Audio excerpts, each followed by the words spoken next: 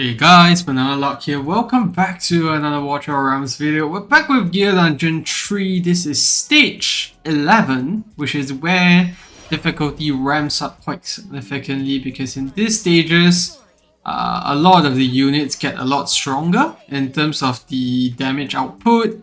And yeah, it's just one thing to deal with. You still have to bear in mind that their shield counts have increased, which is why we need a dedicated dispeller now. So this is the team we're running. Let's head in and I'll show you guys how it's done. We need Gretchen here because my Kigiri is A1, which means that he's going to be useless here. So these are the units that we have to work with instead. And yeah, I'm just going to put in Gretchen next to start accumulating the energy balance stacks. So one good thing about Gretchen here instead of Kigiri is that he can do multiple dispels in one ultimate. So if we just wait for her to hit 5 stacks here, you're gonna see her dispelling 2 units at one go, and I think that's something that only she can do with the current set of units that we have in the game. There you go. And yeah, now we're just gonna wait. Actually, we're not gonna put the Esoterisis units down just yet. We need to wait for enough cost because there won't be a dedicated healer. We want the last 2 place units to be Gwendolyn and Numera. So if we place Vaughn and Nestia first, they will get targeted instead. So that's why we're waiting. So to get another round of the mental impact here, we're just gonna cast the shields as well as the ultimates here. There we go. And that should clear out those guys easily. And now we just wait. We should get another 2 hits out there. Then we're going to be able to place down the rest of the units as well as Gwendolyn. Now we can wait. As these guys come in, proc the Numera ultimate. And then we're also going to do the shields. There you go. And once we get these units in range, we proc Gretchen's ultimate along with Nurture. And we're also going to do another Numera ultimate here. Hopefully finish that last guy off.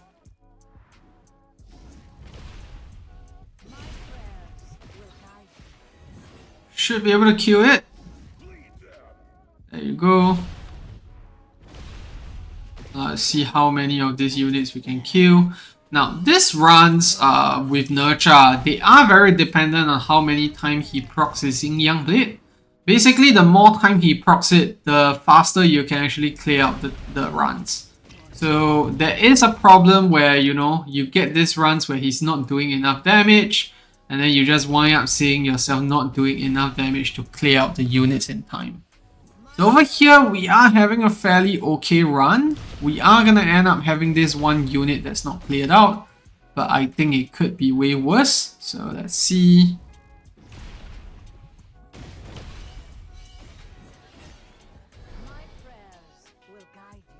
We're going to wait for 5 energy stacks again, and we're going to get another round of the impact. So you get the shields up, Nurture's ultimate, as well as the dispels here. Go, and we're gonna proc Numera's ultimate right away.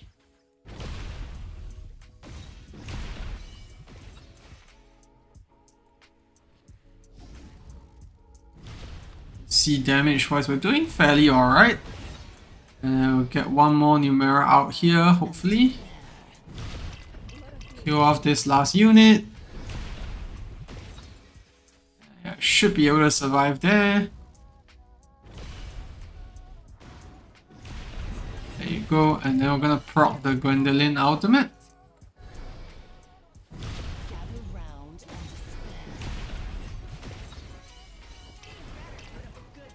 Proc the ultimate there.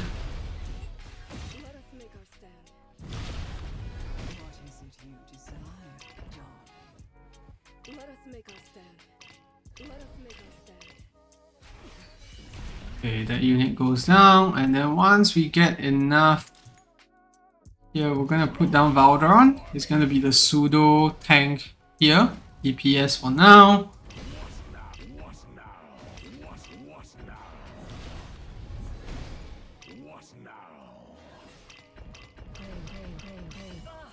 And we're just waiting for the shields to be up.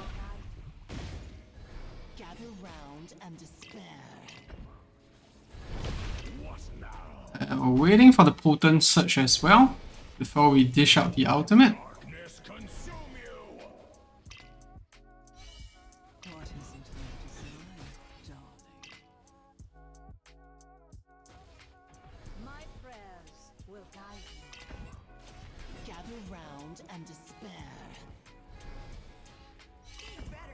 Get the nurture ultimate off.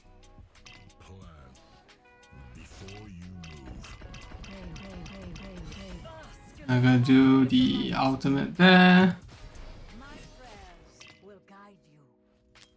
Down gun. There we go.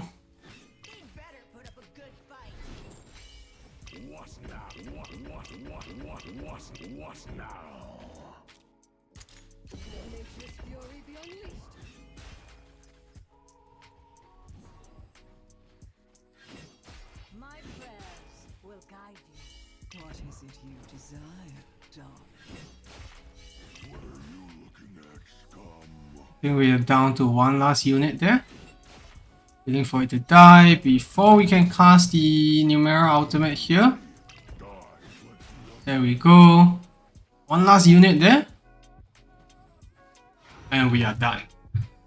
So, very scuffed up run, if you can see. The last mobs here are really difficult to deal with, especially when you don't have Kigiri, because you're just not tanky enough compared to like a Numera from the base stats side of things. It's just impossible to clear it otherwise. But yeah, there we have it, a run without Kigiri, and yeah, we did have to throw in quite a lot of big guns, but still managed to make it work somehow. And bear in mind that my Numera is A5, Vaughn is A3, Nastia is A2, so yeah, I really have no idea how you're gonna do this with lower awakenings, but definitely still possible to get the run down. So that's stage 11, and now let's take a quick look at gear before we end off the video.